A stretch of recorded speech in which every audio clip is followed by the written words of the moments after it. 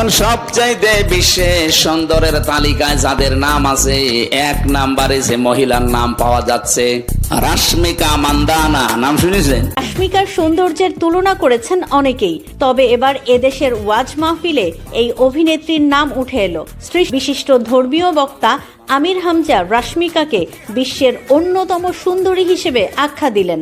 কারা কারা দেখেছেন হাত তোলেন তো। এই মহিলার দিকে একটু তাকাবেন।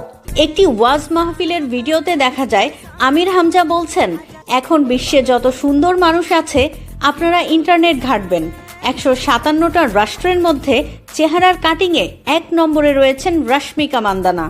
ইন্টারনেট ঘাঁটবেন, 1 নম্বরে বিশ্ব সুন্দরী দুনিয়া না, 257টা রাষ্ট্রের ভেতরে চেহারার এই কাটিংটা সবচাইতে সুন্দর যার, রাশমিকা মান্দানা। নাম শুনেছেন?